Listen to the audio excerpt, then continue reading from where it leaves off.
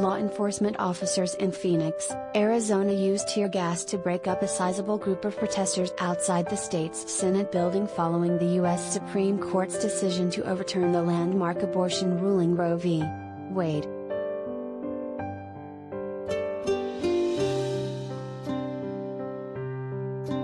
Protesters threatened to break the Senate entryway glass, Republican Arizona State Senator Wendy tweeted, as members were in the middle of voting on a series of bills.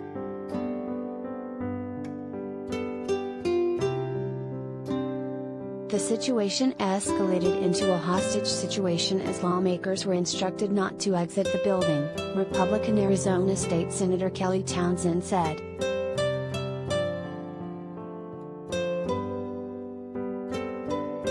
The Republican caucus of the state Senate later called the protest an attempted insurrection.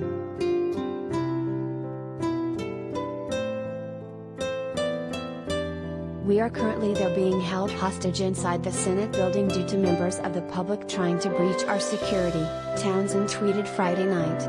"We smell tear gas and the children of one of the members are in the office sobbing with fear.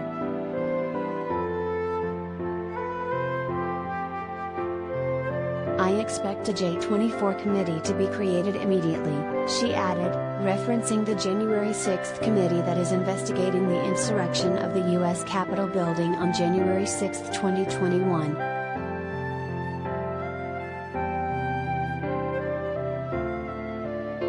According to the lawmakers, law enforcement officers then deployed tear gas to disperse the crowds and regain control of the building.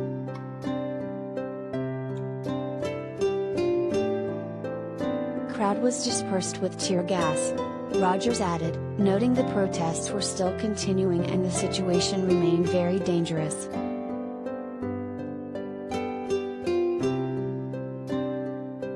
Another lawmaker confirmed the use of tear gas outside the building.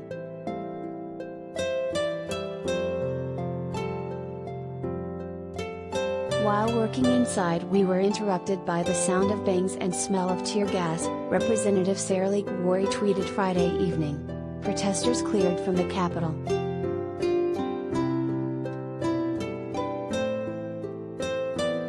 Heavily armed officers were seen in and around the legislative building.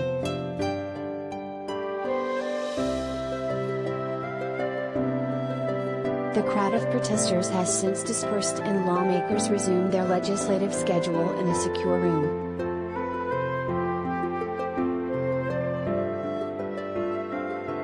"We are headed to a secure room to go vote," Rogers said.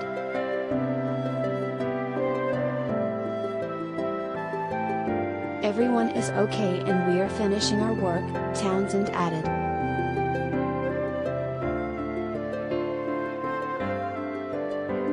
"God bless you guys," exclaimed Townsend.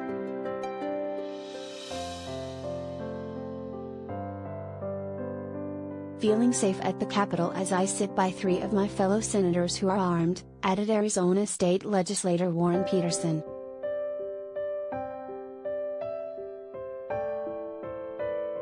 In the hours following the situation, several members thanked the law enforcement officials who protected the Capitol.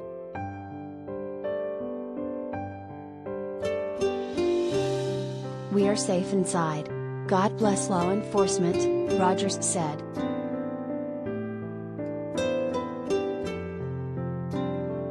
The Republican caucus of the state Senate also commended law enforcement for preventing an insurrection.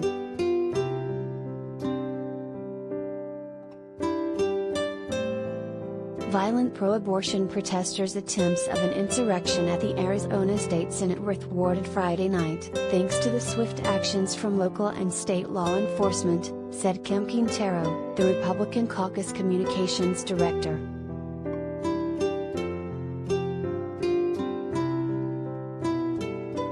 The GOP group said the extremist demonstrations were carried out by people forcibly trying to make entry to the building by breaking windows and pushing down doors.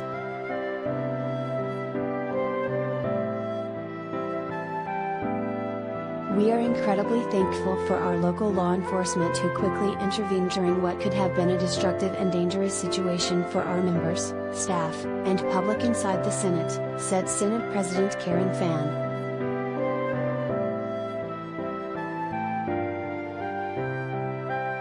Friday was the last day of the session for state senators, who wrapped up a series of votes after the disruption.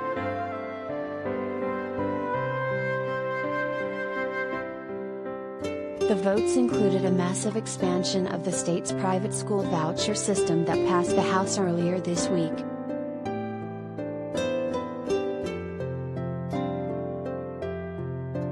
The U.S. Supreme Court overturned Roe v. Wade Friday afternoon, effectively giving individual states the power to allow, limit, or ban the practice as they see fit.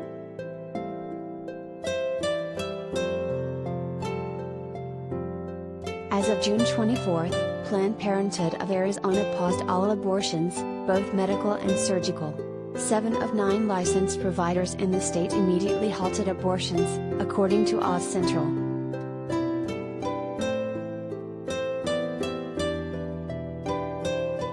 Arizona has competing laws that either completely ban the procedure or limit it to 15 weeks after a woman becomes pregnant. Arizona Governor Doug Ducey signed the law limiting abortions to 15 weeks in March.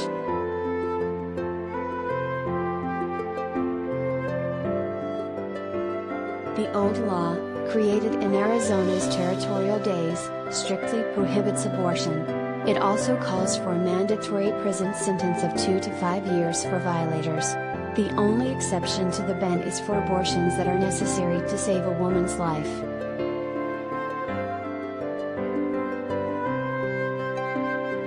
The state Senate's Republican majority said Friday that the old law totally banning abortion is enforceable.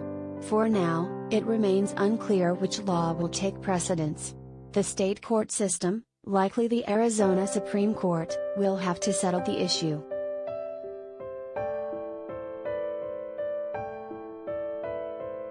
At least 13 states previously passed so-called trigger laws which ban most abortions, following the High Court's decision. These will take effect immediately or within weeks of Roe v. Wade being overturned.